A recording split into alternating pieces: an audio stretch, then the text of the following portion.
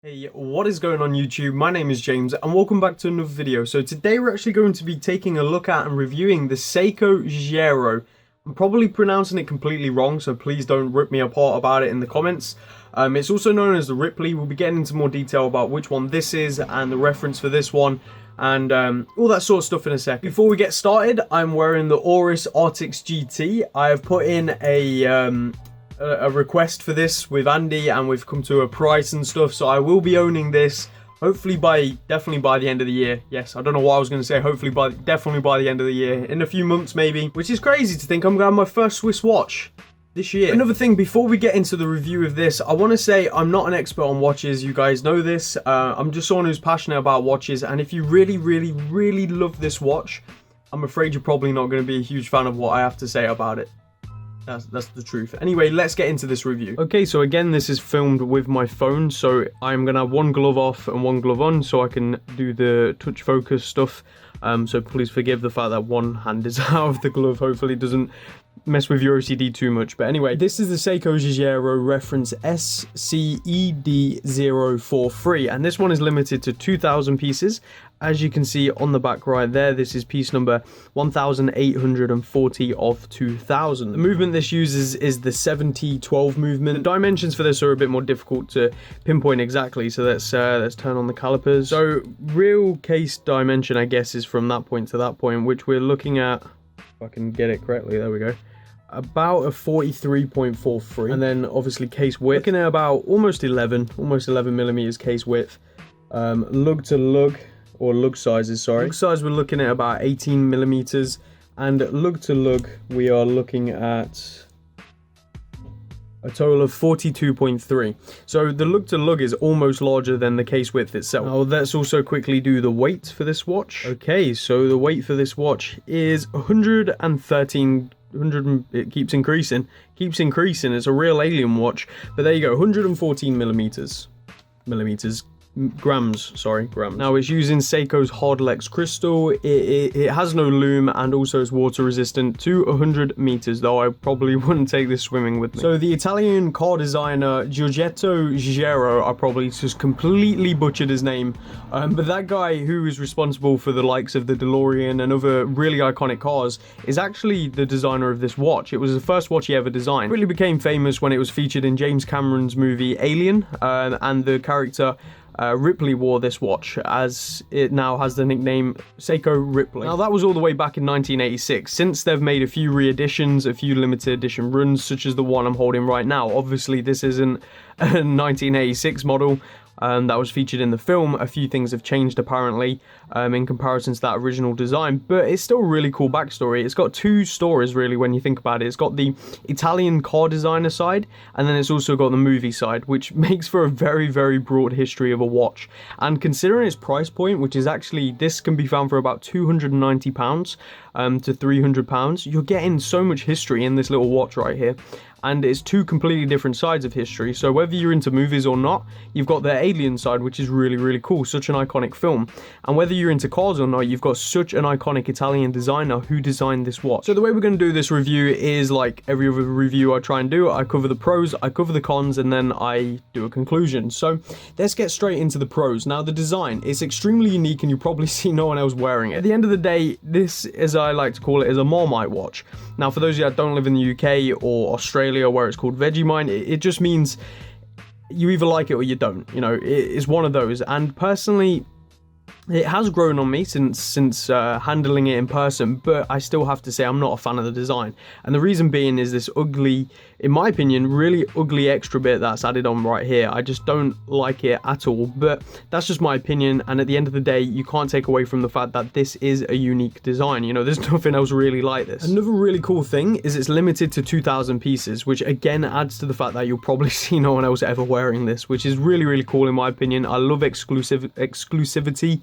like that. I just think it adds to a piece's like coolness in a way. Now, another pro of this watch is it does have a chronograph feature, and I'll show you that in a minute because there's another thing I want to go into detail about when it comes to this chronograph. The gold accents I actually really like. I think it suits the black perfectly. This is a black PVD version. Personally, I probably wouldn't have gone with a black PVD version, but it does look very nice, and it adds this real stealth look to it. And as I was saying before, this is not expensive for a watch that has two really diverse histories. You know, like I said, you've got the Italian car designer who designed this watch. Then you've got the film Alien, which I love. I actually rewatched it not that long ago because of this watch. Now, the cons. In my personal opinion, this does not look like a nice watch. I do not like the design of this watch at all.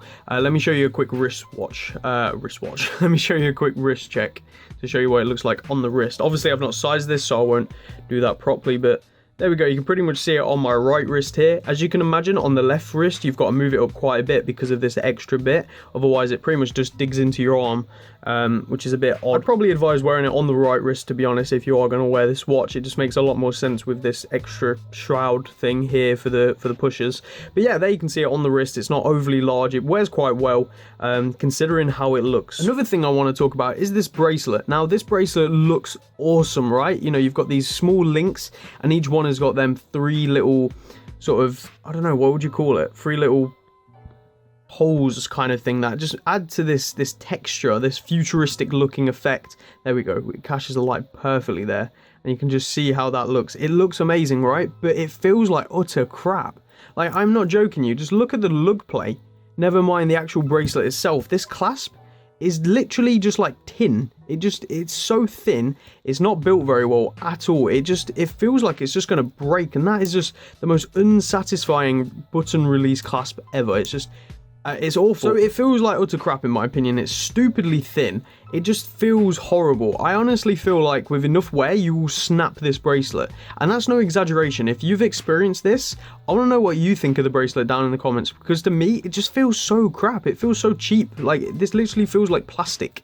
It doesn't feel like metal. Now, let's get onto the chronograph. So the button for the chronograph are not satisfying in my opinion. They've got a lot of wobble in the button, and when you push them down, there's not much of a distinct click. Now, before I show you, I just want to say that this watch came to me from a very good friend, Andy, who has sent a lot of these watches, such as this one that I'm going to be buying off of him.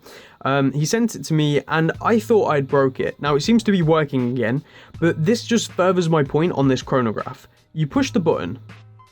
So this is how you start the chronograph. You can stop the chronograph and start the chronograph just like that. This button seems to be working fine. This one, however, it does not work first time a lot of the times. And you know what? For a whole day, I could not reset the chronograph. This button just wouldn't work.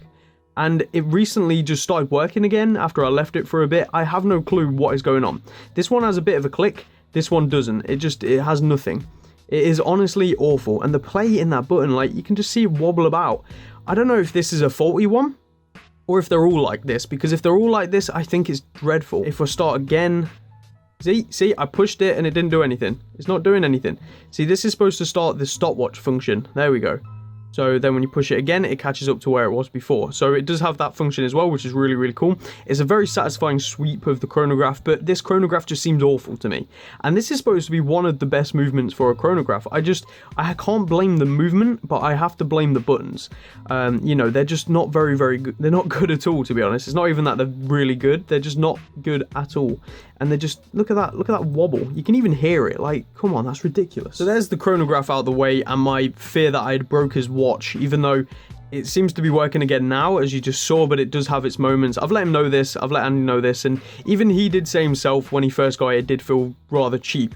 So I'm glad I'm not the only one who thinks that. If you own this watch, let me know what you think down in the comments. But everyone seems to just give it so much praise because of its history. Now, I respect its history massively, but I can't praise a bad button for a chronograph and a horrible bracelet for its history. I can't do that because that's not true. Its history, as great as it is, doesn't make this bracelet good, doesn't make this chronograph buttons good. It doesn't work. Now, another thing is this dial isn't very legible.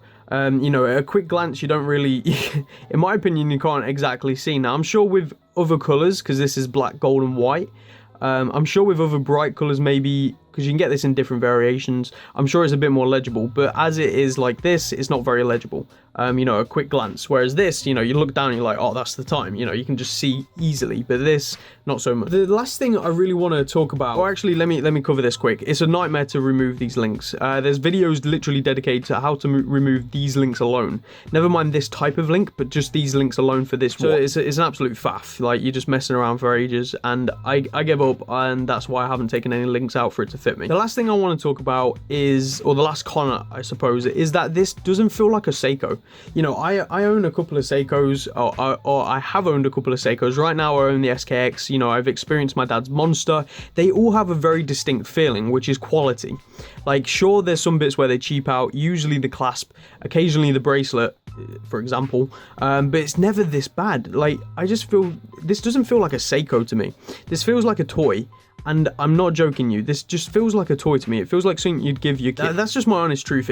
Although it says Seiko on the dial, I wouldn't be surprised if a lot of people actually feel the same way when they got this watch. You know, they experienced it and they went, this doesn't feel like a Seiko. Okay, so let's go on to the conclusion. Now, I've said a lot bad about this watch, granted, and I hope you guys understand why, because I'm trying to actually be honest in this review, whereas there's a lot of reviews of these watches out there, both on written reviews and in videos, and I just feel like people aren't being exactly honest. And I wanted to be honest with this review, and Andy has given me permission to be honest. At the end of the day, I think that's what he'd rather see as well, and once he gets his watch back, I'll try and update you guys on his opinion on it, and if it sounds true to what I'm saying. As much bad as I said about it, for the price you're getting so much history, and this brings me to my actual conclusion of this is a collector's piece. If you have a watch collection, this is the kind of watch you'd get to sit in the collection. Not so much wear, but so much of a collection piece, you know, so you can say, yeah, this right here is a watch that's got this history, this history, this history, but not something you exactly wear very often, maybe. This is an actual collector's piece. That being said, it's not a really good watch. It's not even a pretty good watch. I think you'd be better off with a really cheap Casio than this as a watch. But as a collector's piece, you're getting so much for the price. So that's going to pretty much end this video right here. If you're really into the history of this watch, for the price, you can't go wrong based on history, but based on the watch itself, it's awful. I would not advise picking it up. That's my honest opinion. If you own this watch, I hope I haven't completely offended you, and if I have, I'm sorry, but I wanted to be truthful. Let me know what you think down in the comments, whether you agree or disagree with what I've said. At the end of the day, I'm no expert, I'm just giving my humble opinion, and that's what my humble opinion was, so I hope you understand, but I'll see you all again in the next video, guys. Thank you for watching, and peace out.